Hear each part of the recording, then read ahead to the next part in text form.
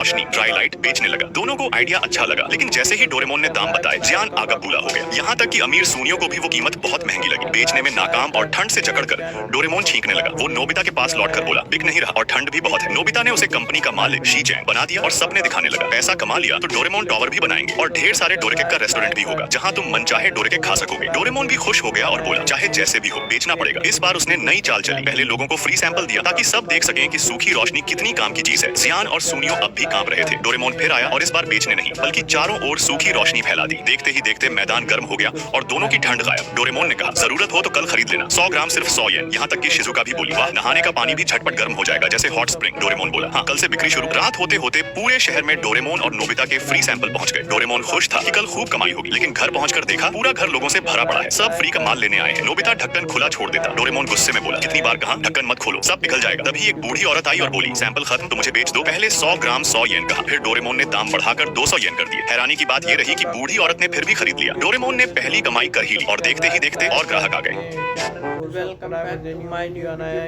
उसने कहा, इतना ज्यादा, ये तो हद हो गई। लेकिन डोरेमोन हंसकर बोला, अगर मुझे ढेर सारे डोरे के खाने हैं तो ऐसे ही बेचना पड़ेगा। हैरानी की बात ये थी कि 300 येन में भी लोग खरीद रहे थे। शिजुका भी लेने आई। नोबिता ने विनती की, ये मेरी फ्यूचर वाइफ है, इसे तो आधे दाम में दे दो। मगर डोरेमोन ने साफ मना कर दिया, 300 येन से कम नहीं मिलेगा। अब तो वो पूरा एक चालाक बिजनेसमैन बन चुका था। धीरे धीरे मांग बढ़ी और डोरेमोन ने फिर से दाम बढ़ा दिए, सीधे 500 येन। सबको लगा ये बहुत महंगा है। नोबिता भी बोला, अब तुम हद पार कर रहे हो। लेकिन डोरेमोन गुस्से में बोला, नहीं चाहिए तो मत लो, कहीं और मिलेगा भी नहीं। तभी टकलू अंकल आए और बोले, 500 येन में भी खरीदूंगा। ये सुनकर डोरेमोन खुशी से फूला न समाया और फिर से खदान से सूखी रोशनी निकालने चला गया। पर उसकी चालाकी यहीं खत्म नहीं हुई। उसने कहा कि अब माल खत्म हो गया है, जबकि गोदाम भरा पड़ा था। वो बस कीमत बढ़ाने के लिए लोगों को तड़पा रहा था। ये तो सीधा सीधा भूख बढ़ाने वाला खेल था। डोरेमोन के दिमाग में बस डोरेकेक का लालच था। लेकिन जैसे ही मौसम अचानक गर्म हो गया, फूल खिल गए और झींगुरों की आवाज आने लगी, सबको समझ आ गया कि क्या हुआ है। दरअसल डोरेमोन की सूखी रोशनी पिघलकर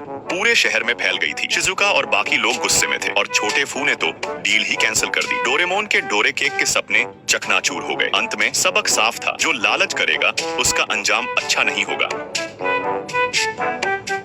डोरेमोन ने जब दाम 300 से पहले ये सीन देखा, जायंट और सुनील ने। दोनों बोले, अरे वाह, ये जादुई औजार तो हमें भी चाहिए। लेकिन प्रॉब्लम ये थी कि अब बस 2 बार ही इस्तेमाल किया जा सकता था। सुनील बोला, देख भाई, मेरे पास 30 लिमिटेड डोरेमोन केक है, इसके बदले तू ये औजार दे दे। डोरेमोन तो केक का नाम सुनते ही लार टपकाने लगा और बिना सोचे समझे हाँ कर दी। गरीब नोबिता खड़ा सोचता रह गया, ये सब मेरी आंखों के सामने हो रहा है और मैं कुछ कर भी नहीं सकता। सुनील के घर में एक पूरा बक्सा पुरानी खिलौनों से भरा पड़ा था। वो और जायंट सोच रहे थे कौन सा डालें। तभी सुनील बोला, भाई मेरे पास तो पैसे हैं, क्यों ना नया खिलौना खरीद लो। और उसने एक नया रोबोट डाल दिया औजार में। अब क्या देखता है, पानी से निकली एक देवी जैसी रोबोट। उसके हाथ में रिमोट था और जैसे ही उसने बटन दबाया, धड़ाम, झरने से निकला एक जायंट साइज रोबोट, इतना बड़ा कि सुनील के घर से भी ऊंचा। सबके मुंह खुले के खुले रह गए। देवी ने सुनील से पूछा, ये रोबोट तुम्हारा है? सुनील कुछ बोलता, उससे पहले जायंट चिल्ला पड़ा, हाँ ये मेरा है। देवी ने गुस्से में कहा, झूठ बोल रहे हो। और अगले ही सेकंड देवी और वो रोबोट दोनों गायब हो गए। अब सबने जायंट को डांटना शुरू कर दिया, तेरी वजह से सब गया। डोरेमोन बोला, यहाँ सिर्फ सच बोलना काम आता है। जायंट बोला, मैं बस जरा ओवर एक्साइटेड हो गया था। सुनील बोला, एक्साइटेड हो या भूत प्रेत, मुंह तो कंट्रोल में रख, अब बस एक ही मौका बचा था। सुनील बोला, जायंट तू ये मौका मुझे दे दे। जायंट बोला, नहीं भाई, अब की बार तो मैं ही डालूंगा। सुनील ने पूछा, तो क्या डालने वाला है? जायंट बोला, पूरा बक्सा खिलौनों का डाल दूंगा। सब बोले, पगले इतना मत डाल, औजार फट जाएगा। लेकिन साहब फिसले और सीधे पानी में जा गिरे। चमक के साथ फिर से देवी रोबोट प्रकट हुई। हाथ में पकड़ा था एक और सरप्राइज। सबने देखा तो दंग रह गए। देवी बोली, ये हैंडसम, स्टाइलिश और कूल जायंट तुम्हारा है? सब हंसकर बोले, नहीं नहीं, हमारा जायंट तो गंदा और दबंग टाइप है। देवी ने उनकी ईमानदारी की तारीफ की और कहा, ठीक है, इनाम में ये नया कूल जायंट तुम्हारा हुआ। अब सबके होश उड़ गए। नया जायंट न सिर्फ स्मार्ट था, बल्कि गोल्डन हार्ट वाला और बहुत मीठा बोलने वाला निकला। उधर पुराना जायंट पानी में चिल्ला रहा था, बचाओ बचाओ, लेकिन किसी ने उसे बचाने की कोशिश भी नहीं की, क्योंकि सबको नया जायंट ज्यादा पसंद आ गया था। और अब सवाल तुमसे, अगर तुम्हारे पास भी ऐसा औजार हो तो। Welcome back to my new video अच्छी लगे तो वीडियो को सब्सक्राइब लाइक कर